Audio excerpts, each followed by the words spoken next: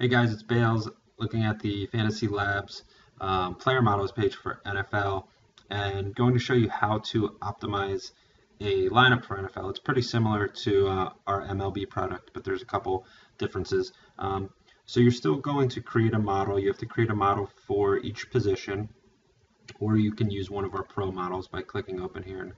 So if you want to look at CSU Ram 88's model, for example, you can do that. And change it if you'd like.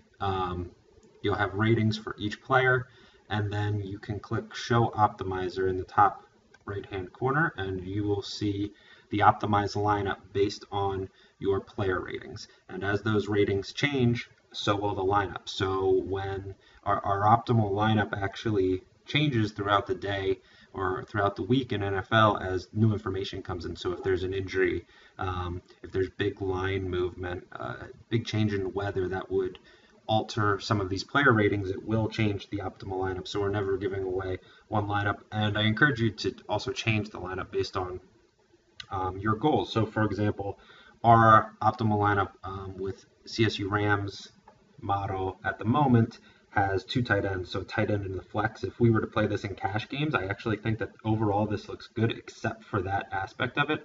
I pretty much would never play two tight ends using a tight end in the flex and cash. So we added this ability to basically select your flex position, or at least to eliminate one.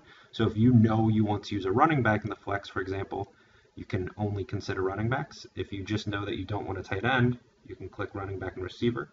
We'll re-update, and we'll get a new optimal lineup that will have just one tight end eventually. So as that is loading, there we go. We have three running backs now, so two running backs, and then you'd be placing one of those in the flex. I also encourage you, this is a side note, to place the latest possible player, the player who's playing in the latest game in your flex, because it opens up more more options for late swap on DraftKings. You can swap to any position as you have more information if you have the latest possible player in the flex position. So that's a simple way to optimize a lineup. But then we also give you the ability to, for example, include or exclude certain players. So you can lock in players two ways over here within your model.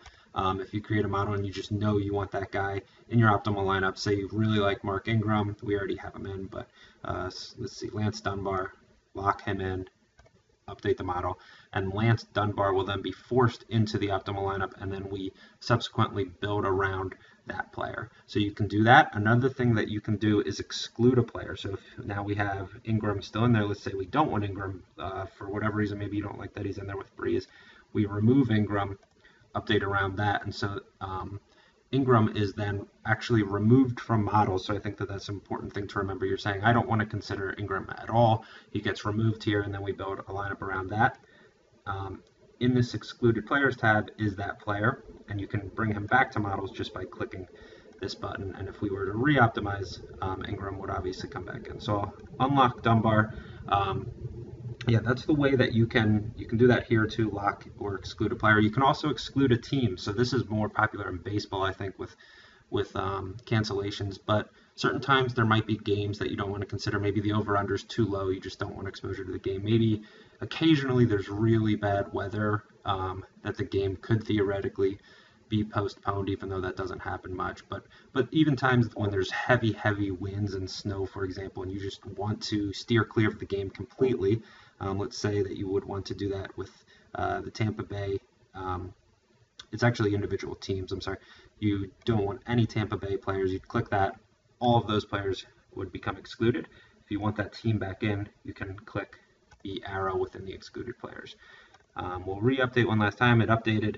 Yeah, so that is the basis behind our optimizer. Again, I think it's important to use it not solely to just rely on it to create lineups, because there's a lot that goes into creating lineup other than just getting every single best value and maximizing the value or the ratings that we have. There's so much that it matters with correlations of stacking in tournaments, even stacking sometimes in cash games, different pairings that you want. You obviously don't want a defense versus your quarterback or something like that.